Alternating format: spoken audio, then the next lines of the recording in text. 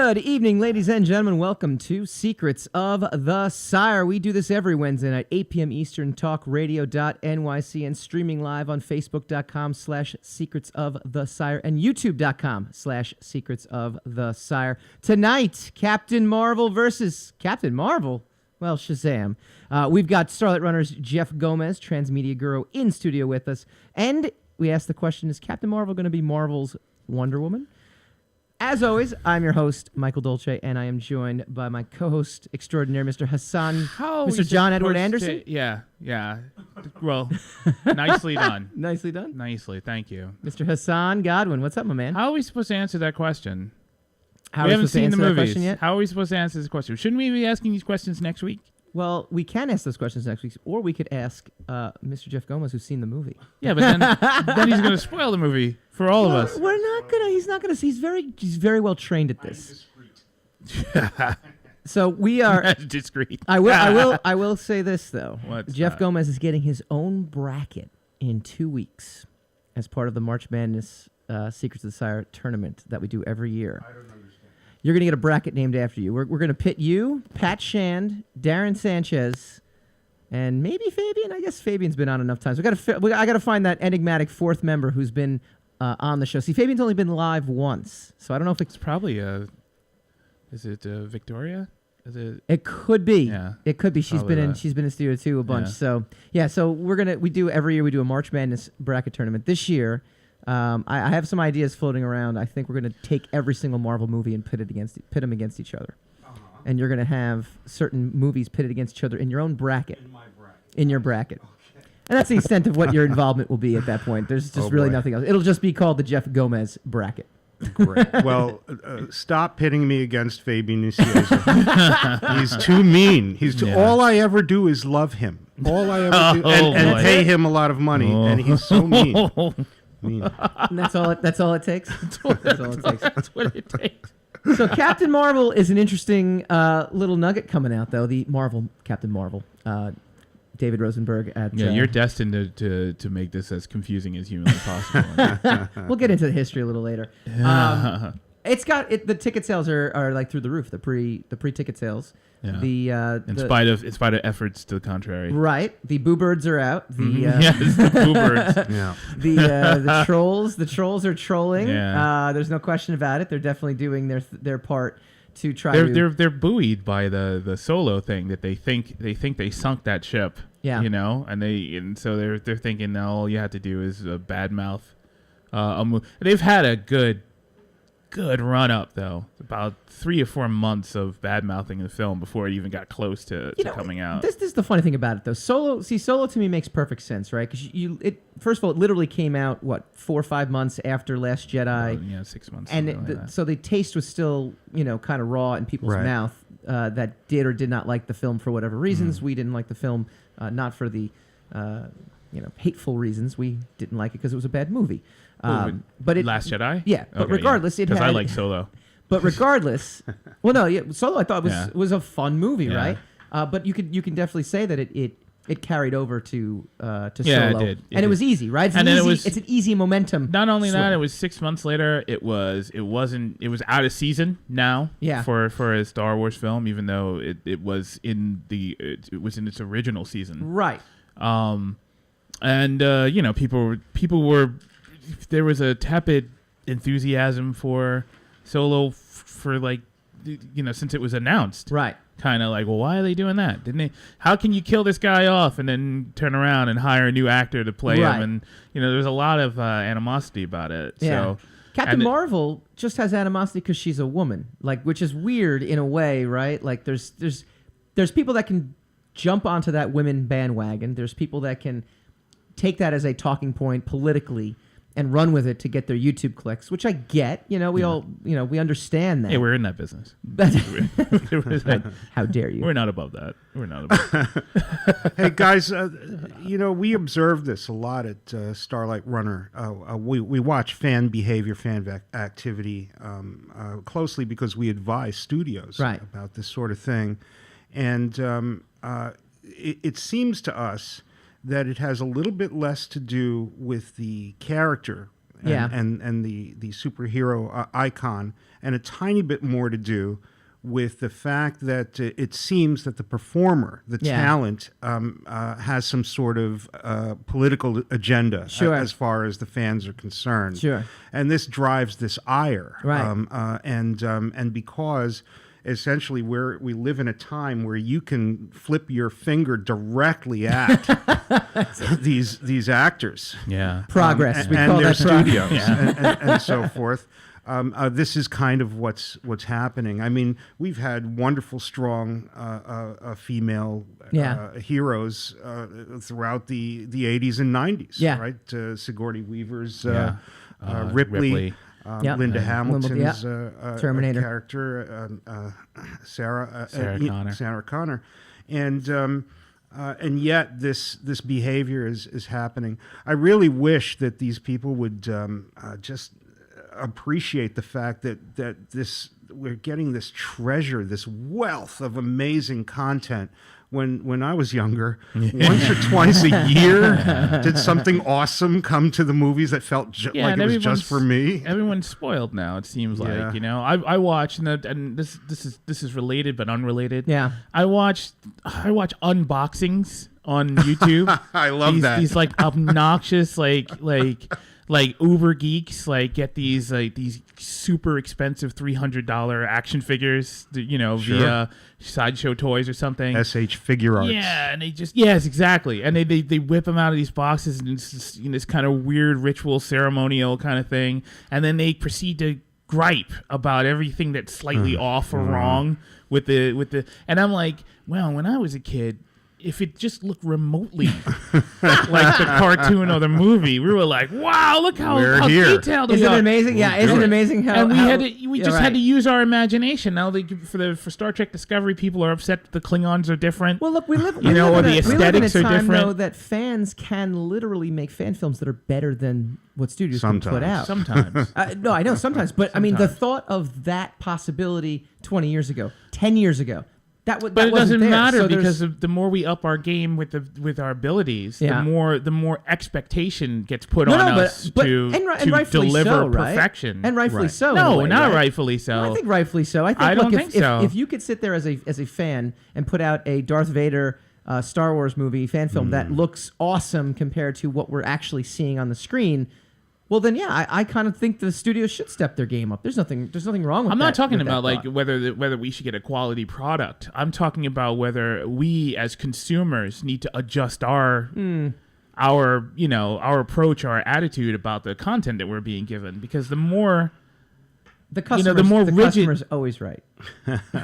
Just remember, the customer's always right. But we also, as filmmakers, as people involved in the entertainment industry, there is a balance to walk with regard to fan service and to indulge. Kind of what I was just saying. There you go. See, I'm speaking for Hassan. He said it a lot more succinctly. To indulge Uber fans is sometimes to go too dark for a global audience, or to create things tapping into information that a lot of people don't know about. It's a little tricky. Yeah, well, I mean, tricky is definitely a word. I think also we live in a message board society. Yep. We live in a marketing society, too, where everything that you say negative will get you more clicks. The more polarizing you are, the more money you make. I mean, it's a devil's bargain, It doesn't stop right? you from complaining about marketing, though. No, it does not. But we also try to make money off the fact that we're complaining. But these are genuine opinions, at least we have. Yeah. I mean, that's at least... Grace Randolph, I think she coined the phrase that the negativity gets weaponized. Or when it gets monetized, negativity becomes monetized. Right. And she was talking about The Last Jedi, and she says that Disney would just when the backlash was starting in the first few weeks, and she said Disney's got to jump in front of this before the hate becomes monetized, right? And then it's just not going to stop, right? And I don't know how you would jump in front of something like that, but I mean, the phenomenon is real. They should have. There are ways to jump in front of it, Hassan, and Disney didn't do it, and I'm fascinated by the fact that they recently stated, Disney, the corporation recently stated, look, we are not going to advise our employees or our talent how to deal with social media.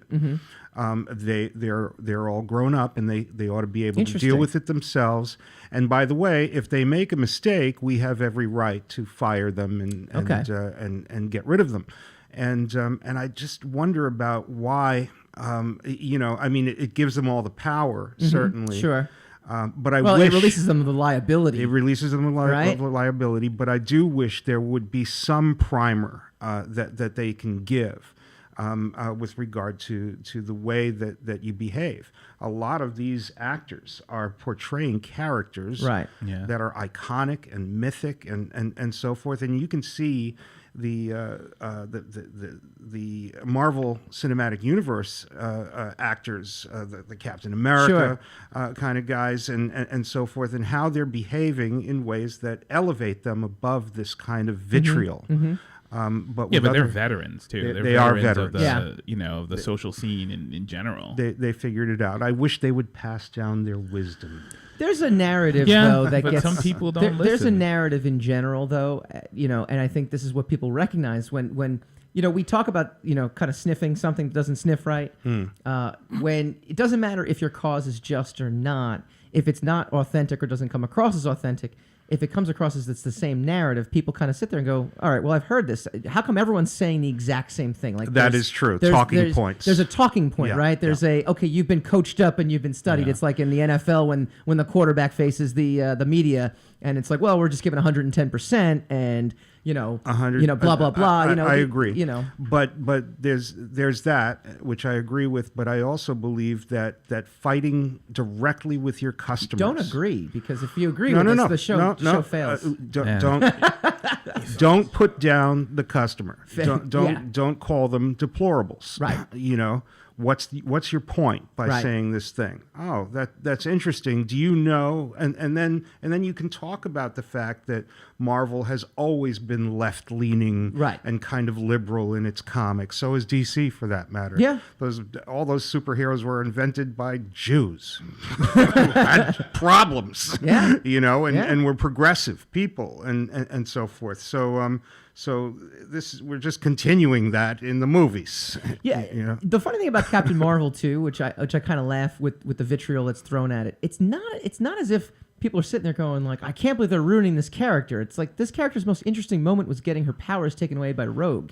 Like literally in the comics, that was I think the most that and look, I'm speaking of someone who's been reading comics for 30 years now. Where now I'm kind of sitting there saying, that's all I knew of Captain Marvel in the comimes was so if you read X-Men, that's all. No. Danvers. From the 90s on, I'm telling you right now, from the 90s on. Now I know Kelly Sue Dominic has the new book out, and people are referencing that as the big one. And Mark Millar actually wrote what became the Guardians of the Galaxy movie, and that was more of a more recent book. So I get it. If you're a fan of the more recent Captain Marvel, I totally get it. This is not directed at you, but for me, reading X-Men, Avengers, Iron Man, all these things. Sure. She was never a character. Like she was a blip. She was a blip. Quasar was more of a I came up reading X-Men, and they never even referred to her as Captain Marvel. No, they used to always call her Carol Danvers. Carol Danvers. So So I've always known who Carol Danvers was. She was some unfortunate, person with powers that gave her powers over to Rogue. Right. But I never knew that. I didn't know until years later that was Captain Marvel. Carol. And every now and then they'll show her in the costume, and you're like, oh, and you correlate it. But for the most part, they didn't even really reference her as Captain Marvel. Well, that's the thing, and I think the people that are so against this right now are the people that. Didn't even really read her like 30 years ago. You know what I mean? And you can tell by the criticisms that they're getting. Yeah. But I mean, that's par for the course. All right. When we come back, we're going to do a little Captain Marvel versus Captain Marvel. What?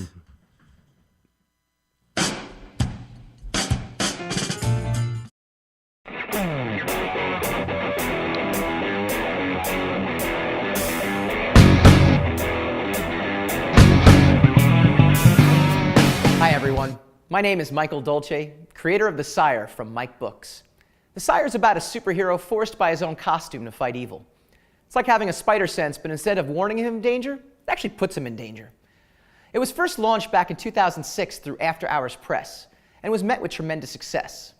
6 issues and a trade paperback later, I thought the Sire's journey had reached a good stopping point. But a funny thing happened.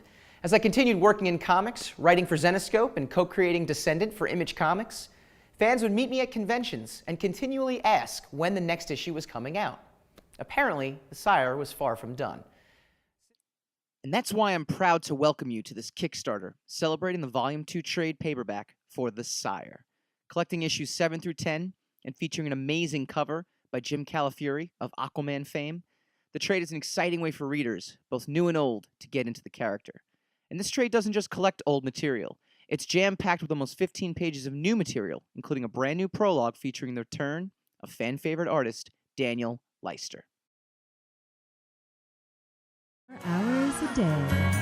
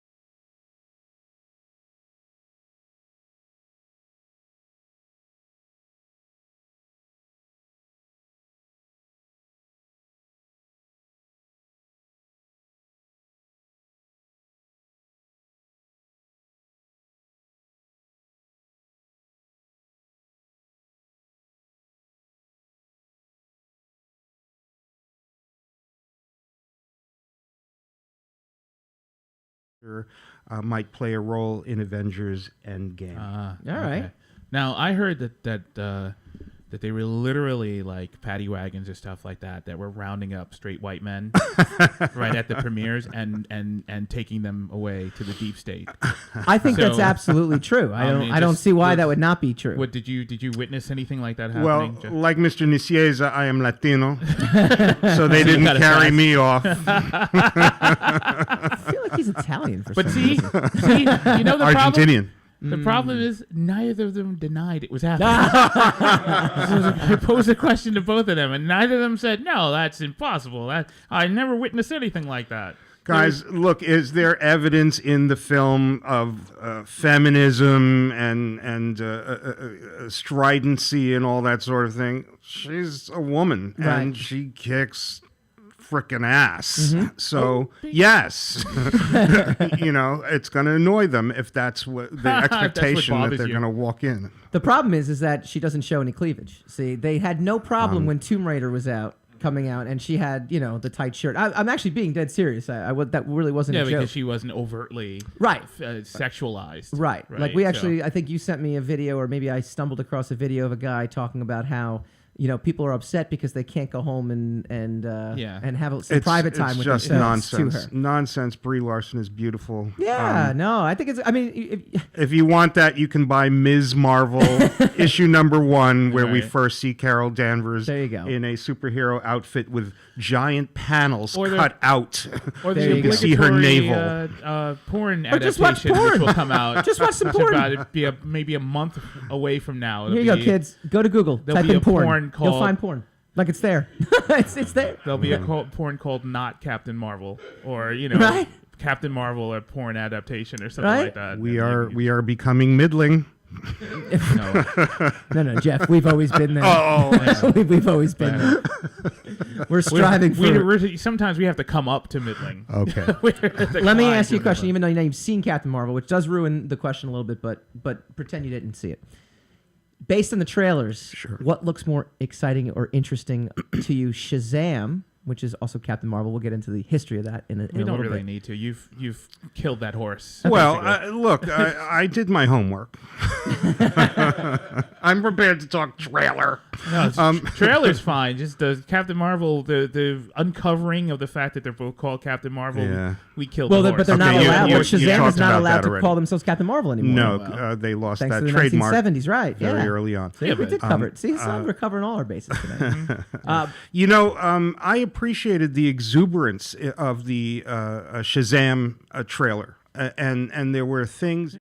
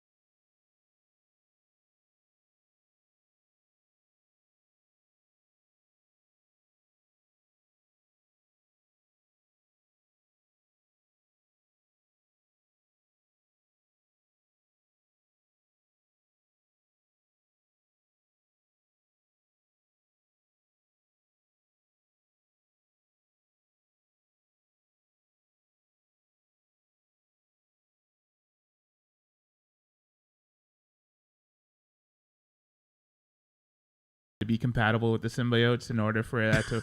I almost punched the person sitting next to me just out of sheer frustration. Yeah. Did you notice that Venom had the exact same ending as Bumblebee? Yes. Yes. What's going I on actually here? liked Bumblebee, which is a strange. Makes no sense. But Venom is so 90s. It was such a 90s movie. It was such a 90s. We're trying to do superhero movie. I know. There was just something about it. It was though, it was a harsh throwback. There was nostalgia. There was something. All right, when we come back, I want to learn more about what Starlight Runner is up to, and we are going to dive even deeper into all of this. All right. You're listening to Introducing The Mainstream, created by Michael Dolce, Talent Caldwell, Tony Moy, and Darren Sanchez. It tells the story of an interdimensional police force, polices alternate realities, keeps bad guys from other worlds from getting into ours. Issue 5 in stores now. Order it at your local comic book store or go to mikebooks.com/store.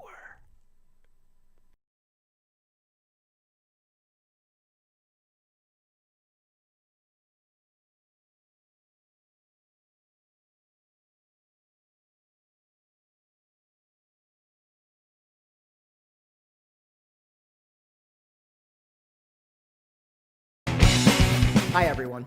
This is Michael Dolce, host of the Secrets of the Sire radio show and podcast, and welcome to our Patreon launch event. To date, we've interviewed actor Kevin Bacon and rocker Chris Cornell. We spent a wacky week with a real housewife and played Love It or Shove It with a comic book icon. We've debated which TV shows everyone should be watching and channeled our inner force comparing Rogue One to The Force Awakens. And that's just the beginning. Become an executive producer and get an exclusive feed inside our studio before and while we air.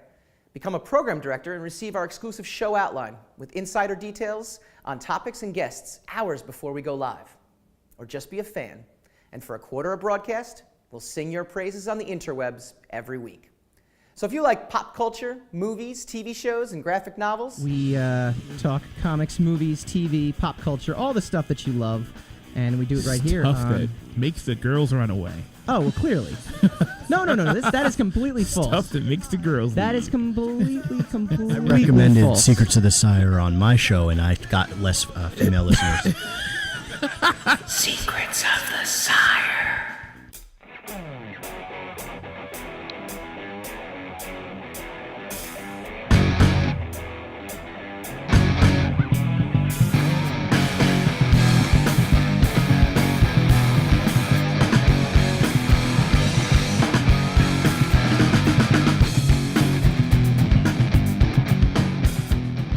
I don't think I can play that song still anymore. Stand by that is not true.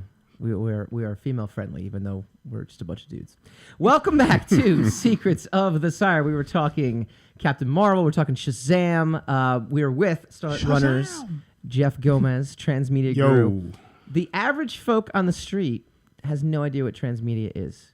Actually, I take that back because I feel as if that term has become more prevalent. I know when we first met, which is many, many years ago now, the term transmedia was kind of like a burgeoning industry. It was something that was kind of in the know. People knew what it was and what the ramifications are. But it seeped into various companies, studios, ad agencies, and so forth, and it just became media.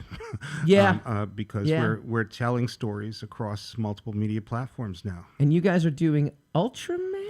What's Oh my gosh. Guys, can you imagine? When I was a tiny kid, the only thing that gave me any hope for the world was Godzilla. He was big and strong, and he could move through the city and destroy everything. He was literally through the city. Anger incarnate, my little 5-year-old anger. And so you could only see Godzilla by going to the movies once in a long while at the Loews Delancey, or the 4:30 movie once a year would show a bunch of Japanese monster movies, and that was it. One day, I was in Puerto Rico. My dad lived there, and I was there. I didn't speak Spanish. It was not good. I was a nerd in paradise. But on the TV, I saw in this kids show suddenly this giant monster. and descending from heaven was this silvery and red super being, an angelic being who defended the earth against the monster. His name was Ultraman. And I was like, this is on television, and it came every week. There was a new monster, and it would smash the city, and Ultraman would like dismember it and like chop its head off, and it was just amazing. And it really thrilled me to see that stuff, that movie magic on TV every week. Here I am, some years later. That was the early 70s. Some years later, I get to play with Ultraman. This is my only question, right? I'm sure I got a bunch of questions, but I imagine a lot of this, a lot of these kind of movies and shows in general.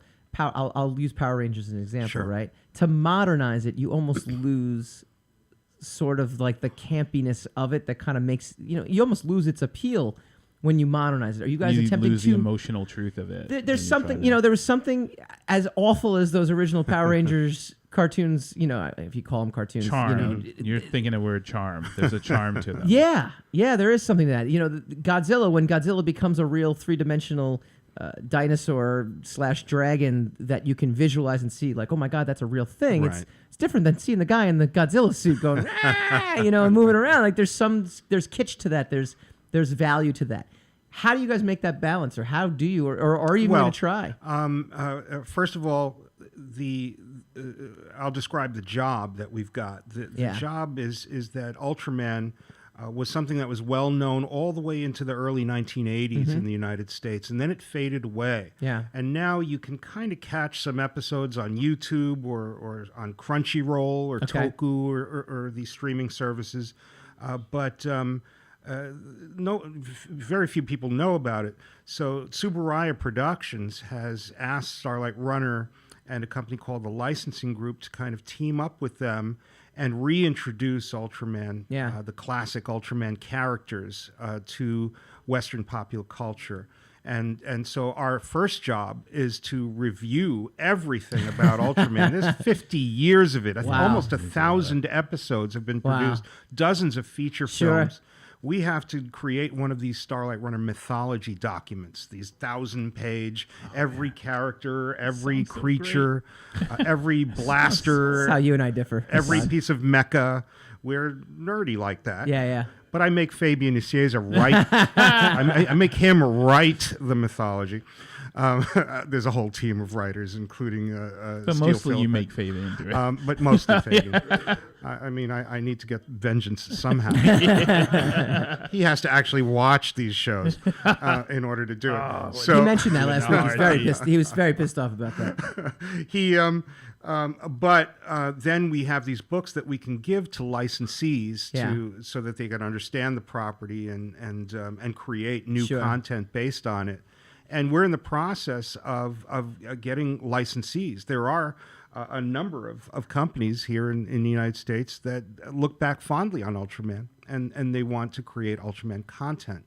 That's what's really fun, because that's where we start to get involved and talk about, well, how do you portray that character again, especially in light of the fact that show was so influential. Power Rangers spawned out of it, and so did Pacific Rim, and so did so many other Transformers and so forth coming out of Ultraman. How do you bring that back? How do you make it unique? And how do you maintain some of that charm? Because that charm is important. I feel like the only creator off the top of my head that can do that, can take what feels old and make it new, but keep the same style as like Quentin Tarantino. Wow. Right? Quentin Tarantino's Ultraman. That would be interesting. Actually, yeah. Whoa. Yeah. I'm hired. No, but like seriously, because immediately what popped in my head was Quentin Tarantino's Star Trek is going to be coming out. And I can sit there and say, you know what, though? As crazy of a merger as that sounds, I can see him with all of his movies. I mean, they have, Kill Bill has that vibe. The one with Kurt Russell that just came out a couple years ago with Sam Jackson out in the cabin, the Hateful Eight. The Hateful Eight, yeah. all of his movies, they have this feel to them that are reminiscent of the era that he is. Well, he has genuine affinity and enthusiasm and fundamental understanding of those genres and those movies. I love the work of Alex Ross. Alex Ross's Ultraman paintings are thrilling and do capture the perspective. The Ultraman is 100 feet tall. And he can do that sort of depiction. Yeah, David Milch said you have to, in order for it to properly, capture things, you have to. His phrase was, I don't know if he coined it, but he said you have to rest transparently in the spirit that gives you rise. And so that is so deep, man. Well, yeah, because it's David Milch. But but I mean, like people like Tarantino and Alex Ross, they literally revel in the thing, in the imagery of or the atmosphere of what they grew up with. So they don't fall into the trap of overly modernizing everything to the point where they've leached out all of the, as you were saying, all the charm. It's really a great point, Hassan, because it's not enough to love the property and then kind of just make up your own version of it. Right. You have to understand where that love is coming from. And properties like Ultraman and superhero properties in general have specific wish fulfillments. We call those, in our parlance, aspirational drivers. What is the wish that this character is fulfilling? Let's put our finger on exactly what that is and how it manifests so that we can make sure to preserve that heart and soul in however it is, whatever special effects and contemporary narrative are being used. Would you say that that one of the biggest problems with maybe The Last Jedi was it failed to wish fulfill, like its main problem? That's not true though, because for a younger generation, a specific demographic and a specific they felt that's why half the people liked it. That's what I'm saying. The so fulfillment is the visuals. It's not universal, but and that's interesting because Star Wars, if you really think about it, has always tended to focus on the younger generation as the core audience, to sometimes alienating us older people. I mean, I was not a big fan of those Ewoks.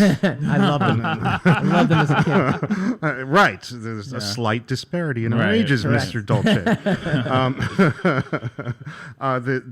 original, the episodes 1, 2, and 3. Right. Not exactly my speed, at least till toward the end. But there's a generation that's growing up making YouTube videos about how fantastic those movies were. Right.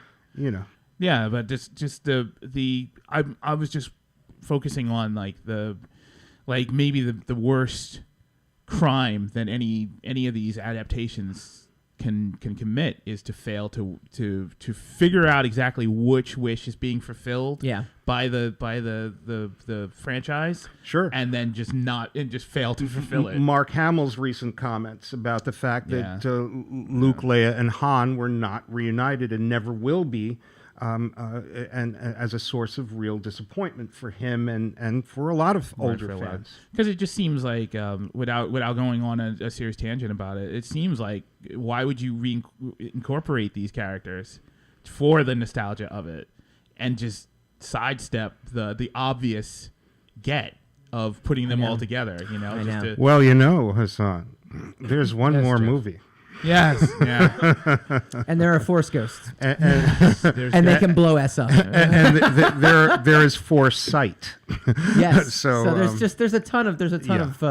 Let's give it a chance that they can make up on the fly. One of them is going to be there posthumously. We didn't even get into Magnificent Revengers, but we will when we come back.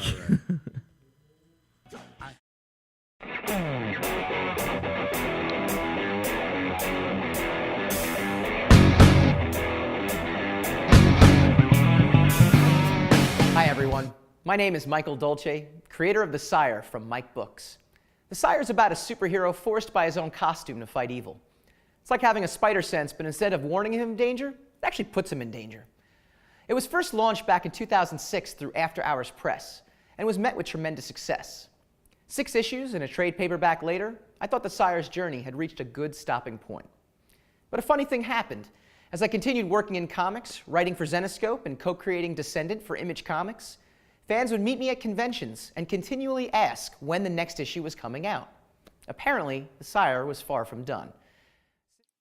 And that's why I'm proud to welcome you to this Kickstarter, celebrating the Volume 2 trade paperback for The Sire. Collecting issues 7 through 10 and featuring an amazing cover by Jim Calafiore of Aquaman fame, the trade is an exciting way for readers, both new and old, to get into the character.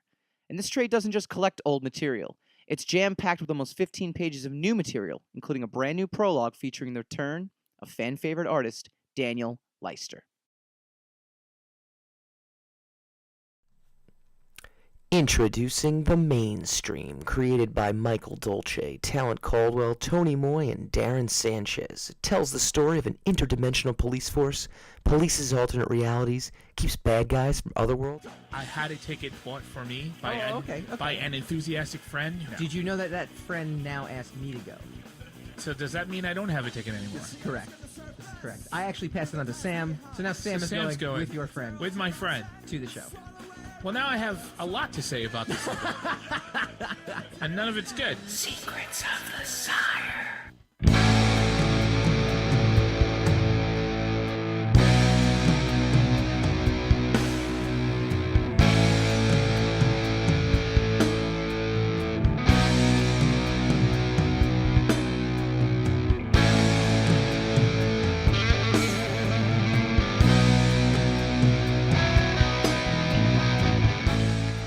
Welcome back to Secrets of the Sire. I want to give a shout out to our amazing patrons, by the way, Mr. Craig Caruso, Einar Peterson, Matt Byer, Ashley Haikai, Not her name. Omar Morales, our program director, Stephanie Dolce, and as always, our Uber fan, Christina Dolce.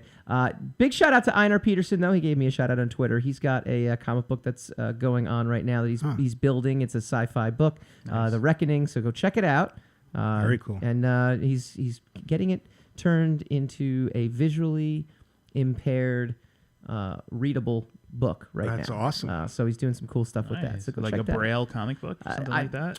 You know what? There's only 140 characters, or was it 280 characters in Twitter? So maybe I should. Maybe I'll ask. Maybe him. you'll actually have a I'll ask him. conversation with him. I'll ask him a little bit further. All right.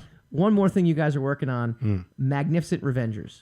Oh, wow. What is that? You sent me stuff over that I'm like, what? Ultraman, I want to can... be one. I don't know what it is, but I think Hassan ought to be a magnificent revenger. Well, he's halfway there. Yeah. I'm magnificent. Yes, I agree or with you. is he a revenger? I'm a Scorpio, so we're all about revenge. Magnificent are, Revengers is going to be an event that's held kind of off Broadway, but it's a spectacle. It's sort of it's made by the same team who made Puffs, which is this Harry Potter parody that's so funny and fantastic, filled with special effects on stage. Magnificent Revengers is a Western where the audience is actually kind of immersed into the story. So they'll actually use their mobile devices to make decisions that It's a giant choose your own adventure on the stage. Well, a little bit. The rubric is different. The technology is different. But I loved those books as a kid. That's the most amazing part. It really works, and it creates this thrill, this tension in the audience that's so much fun. Right now, it's doing readings. The staging will happen later in the year, but Starlight Runner is the interactive dramaturg. Okay. Wow. That's a whole new I don't title, even know what a that whole is. new stage Dramaturg. credit. Yeah. We are helping to design the way that the branching I'm the narratives bamboozler work. enabler. The bamboozler enabler. So that's a lot of fun. I'm working on that with Steele Philippek at Starlight Runner, and it's just awesome. We've been getting into theme park interactive design. And, Very cool. Impacting all kinds of immersive entertainment. See, projects. that's the future of everything, right? It really the future is. of everything is the the concert experience, right? The concert experience, the instead of downloading the podcast or downloading the song, you go see them in concert. And I think that's what people do with entertainment now, right? I mean, it has to be. We have not used 4 out of our 5 senses for the past 15 or 20 years. Very true. You know, our thumbs and our eyes. That's it. Yeah. We're a little tired of that, and we want to be able to touch and feel and become involved and feel like we're a part of the narrative. And it's going to come back in a big way. I think. Very much so. Plays and interactive stuff, going back to concerts, that kind of thing. It's gonna be a big comeback. Something else we always want to touch and feel. We go spinning the rack. Oh boy. Spin the rack, spin that rack. Oh my gosh. We have to have a long talk about segues, man. I do what I can. Yes. I don't know. Which ain't much, man. I don't know what everyone's going to say. I just work with what I got. Speaking of working with what they got, New Mutants could debut on Disney+. This is from comicbook.com. And big shout out to Craig Caruso for sending it my way, another patron. The future, How hard was New Mutants to get? I mean, honestly. What's that? How hard was the concept of New Mutants? No, but not only did they take the concept, but they actually applied a different genre to it, making it like a horror film, like trapped in an asylum, mutants. Which probably isn't anything like what the actual finished product is. Well, I mean, if you think about it, like all the Bill Sienkiewicz art, it at least the tone feels like it could be that. For a little stretch. Yeah. I read the book back then. It will be an oddity because it certainly will not be a part of Disney's cinematic universe. Like it's the ultimate, like just having it in the bin and pulling it out one day and kind of like that movie's been finished for like 2 years now. And what is going to be ironic is that we'll watch it and we'll be like, this was really good. Oh, absolutely. Absolutely. For all the consternation behind it. It's a Van Helsing thing now. They've dumbed down the expectations so much that you can't help but like it. It's like the Dark Phoenix. The Dark Phoenix trailer dropped, right? And everybody was like, wait a minute, this actually looks good. What are they holding this back for? And then you could almost feel like 12 hours later, the narrative shift on it. Like Dark Phoenix was never meant to be good. Nobody was ever meant to see it. It's really, the hive mind is just really a fascinating thing to watch. Dark Phoenix is good. Have you seen Dark Phoenix yet? He's in Dark Phoenix. Just ask the question, right?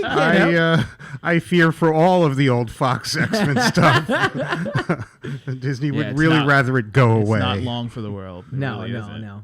Do you? What's funny? We might have talked about this before. How 20th Century Fox put like a dozen X-Men projects into pre-production, into development, as Disney was trying to buy it, just so that money can go flying out the door to all their friends. Wow, how did we get into that? Yeah, I know. I have not figured that out we yet. Didn't get sponsors here. I was like, could you just pay me just to be around? I don't know. It's good work if you can get it. Real quick, getting back to Captain Marvel for a second. Sam had actually asked a good question off air. End credits. It happens. Worth it? Worth sticking around the end credits scene, because that's the big Marvel trademark. With no doubt. With no doubt. Okay. One of them is amusing. The other is integral. All right. Okay. And how good is that cat? It's cool. I like it. That's what everyone's talking about. So I've seen one bad review so far. It was from the New York Post, and they said the best part of the movie was the cat. They think the cat was the best part, and Sam Jackson in general. I got to be honest with you though, the de-aging process. I would have thought they would have given like Coulson more hair. If they're making him, he looks almost kind of the same, but they de-aged him too. At times there are shots where he looks a little bit odd, frankly. I mean, is that the future of movie making? People with more hair? No, the future of movie making where you can have. Patrick Stewart's going to be in good shape at the end of the year. You. All right, see. Remember, Hall of Fame, 3 out of 10. That's all you got to do. Oh my God! But a really bad joke. It's not a bad joke. The 3 out of 10. The future of movie making. Are we going to come to a point where Harrison Ford is playing a young Indiana Jones again? Nope. Where he can't run. It's all CGI shape. At that point.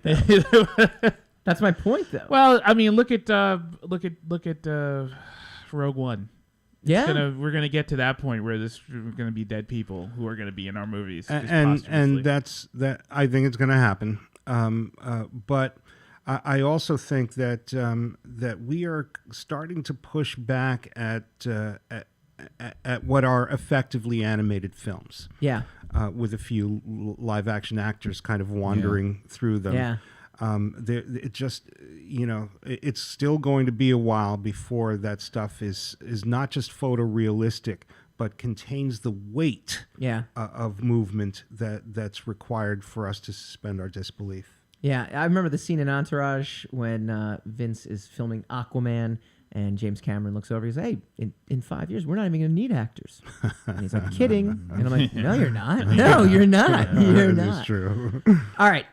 Final thoughts from Mr. Jeff Gomez on Captain Marvel in general. I'm looking forward to Shazam, Captain Marvel. I abide that Captain Marvel. I grew up with that character, and Mr. Tawny, the talking tiger. All right. And I think that Marvel's Captain Marvel is a worthy addition to the canon. Go out and see it. Very cool. Where can people find Starlight Runner? We're at starlightrunner.com. Follow me on Twitter at Jeff_Gomez. The other Jeff Gomez really gets pissed. I did tag him by mistake once, but And on Facebook, Starlight Runner and Jeff Gomez. All right. Well, this has been the 160th episode of Secrets of the Sire, but it is a with a heavy heart that we actually are going to be leaving Mr. Sam Leibowitz and Talking Alternative Broadcasting. This is our final episode with Talking Alternative. We want to give a hearty thank you to Sam, though, for everything he's done, for helping this show get off the ground to where it needs to go and move forward. Never fear, we will be back next Wednesday at 8 p.m. Eastern from an undisclosed Batcave location. We're launching the Sire Studios internet radio station. We're launching the Secrets of the Sire mobile app. In 2 days, it'll be up on Google Play. Hopefully by next week, it'll be up on iOS, so you can download us on there. We are on, I think about 40 different networks starting next week, which is going to be pretty exciting. I know the Roku network will be on Apple TV. We'll be on a whole bunch. I mean, you can theoretically get us now on Apple TV, but we're now officially on Apple TV. It'll be Our little boys are all grown up. It'll be very, Sam. very They're all exciting. grown up. There will still be technical difficulties. I will still butcher people's names. And next week, we will let you know whether or not Captain Marvel flew higher, further, faster than what they're advertising. We give you our review, and we're going to welcome Paul Castro. He is from the Madonna documentary that was just featured on Bravo, so he's going to give us a little insight into that. It's a super feminist episode next week. I mean, I think that's what it is. So thank you, Talking Alternative. Thank you, Sam. Secrets of the Sire. Sam, thank you.